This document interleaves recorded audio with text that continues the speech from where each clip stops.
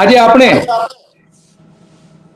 કૃષિ કાયદાઓને લગતી કેટલીક બાબતોની ચર્ચા કરવી છે અને આપણી સાથે જોડાઈ ગયા છે મનહરભાઈ અને ડાયાભાઈ બંને કે જે ખેડૂતો માટે સતત લડતા રહ્યા છે. અલગ અલગ બાબતોથી લઈને ઘણી બધી બાબતો એવી છે કે જેમાં એ સતત લડતા રહ્યા છે અને આપણે આજે એમની બંને મહાનુભાવો સાથે વાત કરવી છે કે જે નવા કાયદાઓ આવી રહ્યા છે, ખાસ બે કાયદાઓ જે ખેડૂતોને લગતા આવી રહ્યા છે, એમાં સૌથી જે ગંભીર કહી શકાય, મહત્વનો કહી શકાય એવો એક છે બિયારણનો કાયદો કે જે અગાઉ હતો જ, પણ તેમાં સુધારા વધારા કરીને એનો ડ્રાફ્ટ નોટિફિકેશન કેન્દ્ર સરકારે જાહેર કર્યું હતું અને 11 તારીખ છેલ્લી હતી કે એમાં જે કોઈએ સજેશન કરવા હોય, સૂચનો કરવા હોય એ સૂચનો મોકલી શકે છે અને એ અંગેના કેન્દ્ર સરકાર ધ્યાનમાં લેશે એવી ખાતરી આપી હતી.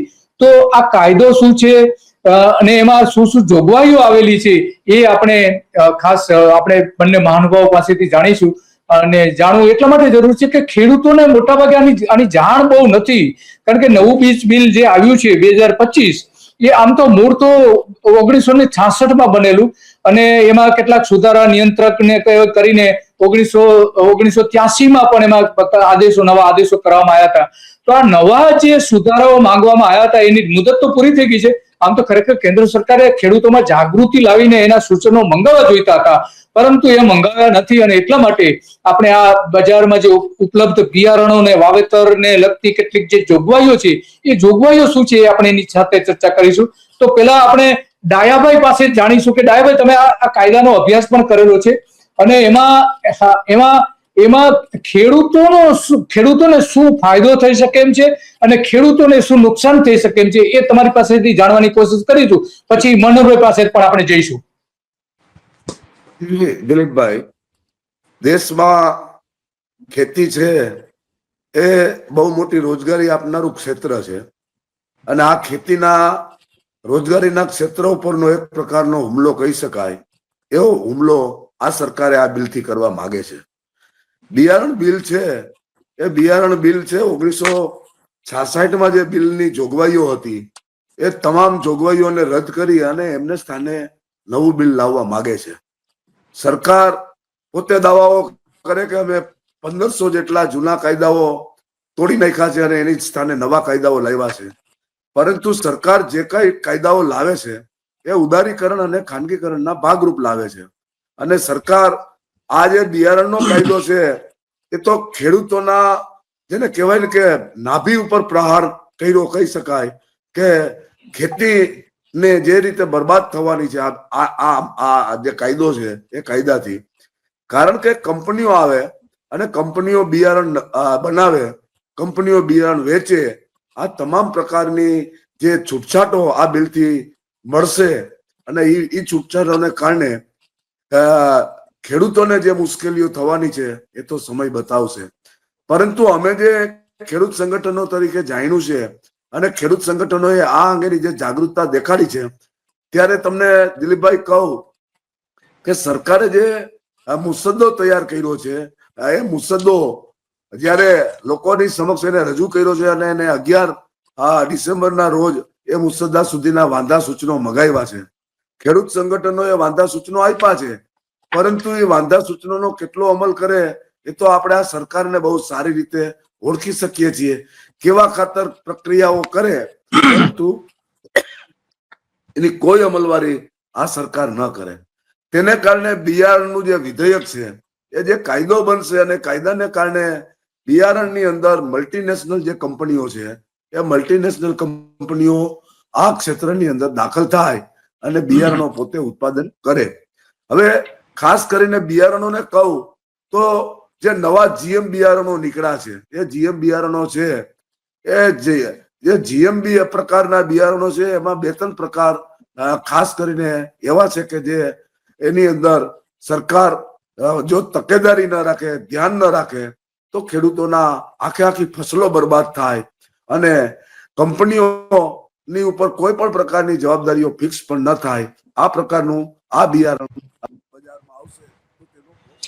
આ પ્રકારના બિયારણ છે. હા, તો વાત સાચી તમારી.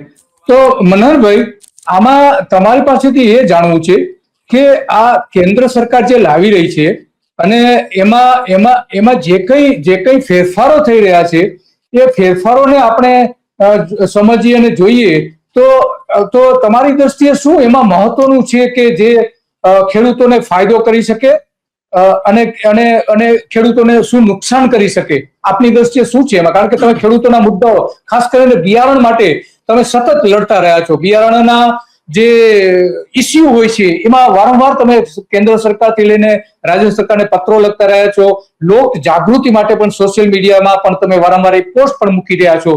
તો એમાં ઘણું બધું તમારું યોગદાન, કારણ કે તમે અગાઉ પણ એગ્રીકલ્ચર સેક્ટર સાથે, ગવર્મેન્ટ સાથે જોડાયેલા હતા, તો અંદરની જે બધી બાબતો છે તમે સારી રીતે જાણો છો. તો આ કાયદો શું છે એ થોડું આપણા ખેડૂત મિત્રો જે છે એને સમજાવશો જરા? નમસ્તે દિલીપભાઈ, અને આપણી સાથે જોડાયેલા ગજેરાભાઈને પણ મારી નમસ્તે, અને આપના સૌ પ્રબુદ્ધ ખેડૂત ભાઈઓ અને શ્રોતાઓને પણ મારા નમસ્કાર. મુદ્દો બહુ સરસ મજાનો અને ખરા સમયે આપે આ ચર્ચાનો વિષય આપે અમારી સમક્ષ મૂક્યો છે. રાજ્યની અને દેશની ખેતી, ગામ અને ખેતીના સાથે સંકળાયેલા તમામ વ્યવસાયોની પરિસ્થિતિ છેલ્લા 10 વર્ષમાં ચરમસીમાએ ખરાબ છે. આ વાસ્તવિકતા સમગ્ર દેશે સ્વીકારી લીધી. અન્નદાતા માટે જેટલી વાતો થાય છે એટલી ખરેખર જમીન પરિસ્થિતિ ઉપર સરકાર તરફથી કોઈ ઘટનાઓ સામે આવતી નથી. મૂળ મુદ્દો એ છે કે ખેતીવાડી વિષયને આપણે જો સમજવો હોય, ગહનતાથી સમજવો હોય, તો સમજવાની આપણી એક માનસિકતા હોવી જોઈએ, આપણો ઈરાદો હોવો જોઈએ. આપણે ગમે એટલું સમજી લઈએ પણ આપણો ઈરાદો ન હોય તો આ જમીન સ્થળ ઉપર કોઈ દિવસ સારા કામના પરિણામો આપણે પામી શકતા નથી. આ વાસ્તવિકતા છે. છેલ્લા 40 વર્ષનો હું અભ્યાસનો નિચોડ કહું. અમે ખેડૂતના દીકરા, ખેતીવાડીનું ભણ્યા, સરકારમાં આ જ વિભાગની અંદર અમે 15-17 વર્ષ કાઢ્યા, અને અત્યારે વિષય વસ્તુ સાથે ધંધો પણ કરીએ છીએ આના વિશે.